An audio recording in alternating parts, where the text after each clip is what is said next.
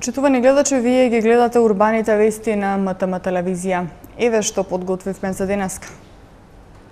Се гради тротоар на патот Радишани Побожје. Отворен меѓународниот младински турнир во фудбал Скопје Куп 2017. Газибаба одвој 500.000 денари за фудбалски прволигаш Скопје. Републичкиот совет за безбедност на сообраќајот на патиштата препорачува внимателно и одговорно возење на Илинден. Центарот за управување со кризи апелира при посети на отворено да не се користат запалливи материи. Нов тротоар во должина од 500 метри се гради во населеното место Радишани на патот кој води кон населеното место Побожје, во непосредна близина на селските гробишта во општина Бутел. Општина Бутел деновиве започна со градежни активности за изградба на тротоар во горна зона на населеното место Радишани, на патот кој води кон населеното место Побожје, во непосредна близина на селските гробишта. Тротоарот ќе биде во должина од 500 метри, а широчината ќе биде од 1,2 до 2 метри, во зависност од просторните услови. Тротоарот ќе биде изграден од бекатон плочки и ќе се постават нови рабници. Градоначалникот на општина Бутел Петре Латиновски истакна дека оваа улица е многу фреквентна, па поради тоа неопходна изградбата на тротоар кој ќе зголеми безбедноста на пешаците. Се наоѓаме на патот кој што води кон населеното место Побожје, значи ова е главен пат за населеното место село Побожје, Бродец, Кучевиште, заради фреквенцијата, посебно кон за движењето на пешаците и учениците, сакаме и овој дел да го направиме побезбеден од патот, така да она страна што припаѓа на општина Бутел, значи едната страна припаѓа на општина Бутел, другата на Чучер Сандево, сакаме делот што припаѓа на општина Бутел да изградиме една пешачка патека или тротоар во должина од околу 500 метра. Ова е проект по барање на граѓаните, кој што го ветиме и сметам дека е убаво што тој ќе се реализира. Овој проект ќе чини над 1,6 милиони денари, а средствата се обезбедени од буџетот на општина Бутел. Изведувач на градежните работи е фирмата Јубај од Скопје. По четврти пат годинава се одржува меѓународниот младински турнир во фудбал Скопје Куп 2017. Турнирот започна синоќа, а ќе се одржува до 5 август на повеќе терени во Скопје. Над 500 млади фудбалери присуствуваа на свеченото отворање на четвртото издание на меѓународниот младински турнир во фудбал Скопје Куп 2017, кој се одржа синоќа на плоштадот Филип II. Град Скопје по четврти пат е организатор на меѓународниот младински турнир во фудбал Скопје Куп 2017, кој се одржува од 31 јули до 5 август на терените на Ѓорче Петров, Локомотива, Горно Лисиче, Цементарница и Илинден. Годинава на турнирот ќе учествуваат 24 екипи со околу 500 учесници, односно фудбалери родени од 2000 година и помлади и во 2002 година и помлади. Учесници на Скопје Куп 2017 покрај Вардар од Скопје се и фудбалски клубови од Нови Сад, Ниш, Софија, Битола, Струмица, Тетово и Прилеп. Кои се препораките од Републичкиот совет за безбедност на сообраќајот на патиштата за возачите, гледате за кратко во вестите. Општина Газибаба на последната седница на Совет донесе одлука покрај предвидените 200.000 денари да одвои дополнителни 300.000 денари за фудбалскиот клуб Скопје. На последната 62-та седница на Советот на општина Газибаба беа усвоени сите точки од дневниот ред, помеѓу кои беше донесен и ребалансот на буџетот за Газибаба за 2017 година. По предлог на градоначалникот Тони Трајковски, во програмата за млади и спорт за подрачјето на општина Газибаба за 2017 година, во делот на средства за тековни активности на спортските друштва кај фудбалскиот клуб Скопје, на веќе предвидените 200.000 денари беа усвоени уште 300.000 денари. Со ова општината во буџетот за 2017 година за фудбалскиот клуб Скопје, единствениот прволигашки клуб од Газибаба за тековни активности издвои вкупно 500.000 денари. Поради зголемена фреквенција на возилата за време на утрешниот празник, како и поради високите температури, Републичкиот совет за безбедност на сообраќајот на патиштата препорачува внимателно и одговорно возење, како и почитување на сообраќајните правила.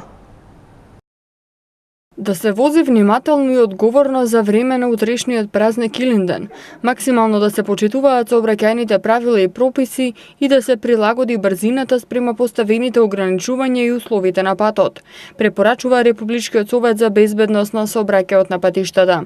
Повикувајќи се на официјалните статистички податоци, Советот укажува дека во овој период од годината, посебно поради високите температури, двојно се зголемува бројот на сообраќајните незгоди, на загинати и повредени лица.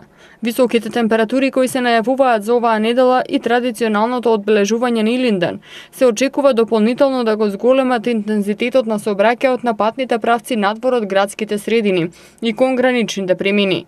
Досегашното искуство покажува дека фреквенцијата на возилата е најголема на патниот правец кон Крушево, каде што традиционално се одржува централната прослава на празникот, но и кон излетничките места, езерата и планините. Големо внимание треба да се посвети на патниот правец Стража Охрид, каде сообраќајот се одвива со привремен режим и со зголемена фреквенција на возила. Во моментов на неколку поголеми патни правци низ Републикава се изведуваат градежни работи кои на некој начин го отежнуваат движењето на возилата и одвивањето на сообраќајот. И доколку не се почитува сигнализацијата, може да дојде до сообраќајна незгода, предупредува Републичкиот совет за безбедност на сообраќајот на патиштата. Да не се користат запалливи материи при посети на отворено, апелира Центарот за управување со кризи, поради високите температури и ризикот од избувнување на пожари. Исто така од Центарот за управување со кризи наведуваат доколку се забележи чад или оган, да се пријави до надлежните служби или да се јават граѓаните на телефонскиот број 195.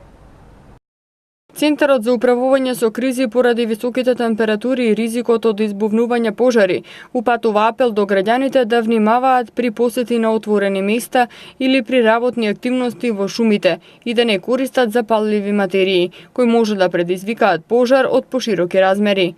Истовремено ги посетуваат граѓаните доколку забележат одредени сомнителни места во кои е присутен оган или чад, веднаш да ги известат надлежните служби во најблиските институции и установи или да се јават на телефонскиот број 195 во Центарот за управување со кризи. Центарот апелира бројот да не се злоупотребува за лажни повици, кои, како што наведуваат во денешното соопштение, би предизвикале несакани последици по мирот, спокојството и безбедноста на граѓаните. По трет пат Македонија ќе учествува во истражувањето за собирање на потребните податоци околу состојбата на децата и жените. Ова истражување на домаќинствата ќе го спроведуваат УНИЦЕФ и Државниот завод за статистика. УНИЦЕФ и Државниот завод за статистика денеска подпишаа договор за учество во една од најголемите меѓународни програми за истражување на домаќинствата, шестата серија на мултииндикаторското кластерско истражување. Според УНИЦЕФ, ова е трет пат земјата да учествува во истражувањето за собирање на потребните податоци околу состојбата на децата и жените. Ригорозната и нашироко користена методологија на истражувањето им овозможува на земјите да соберат сеопфатни и споредливи податоци. Новата серија на Микс е единствена можност за собирање обемни и расчленети податоци заради следење на напредокот на децата во сферата на здравјето и исхраната, детската заштита и образованието. Со новите подобрувања, истражувањето ветува дека ќе обезбеди вреден увид во новите подрачја како социјални трансфери, основни вештини за учење кај децата на возраст од 7 до 14 години, функционирање на децата и возрастните, мигрантски статус, употреба на чисти горива и технологија и виктимизација. Со договорот потпишан од партнерите се предвидува Државниот завод за статистика да го спроведе истражувањето со помош на глобалната методологија и алатки, со техничка поддршка и финансиска помош од УНИЦЕФ и партнерите. Се очекува податоците да се соберат во есента 2018 година по околу 6000 домаќинства низ земјата. Продолжува период на претежно сончево и многу топло време.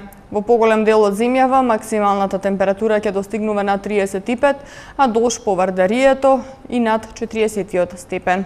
Матама метео го гледаме во продолжение.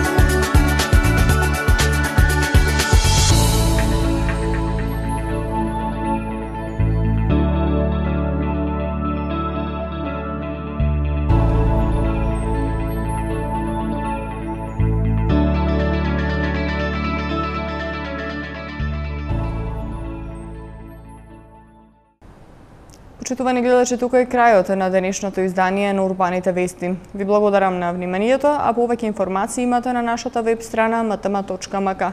Пријатно!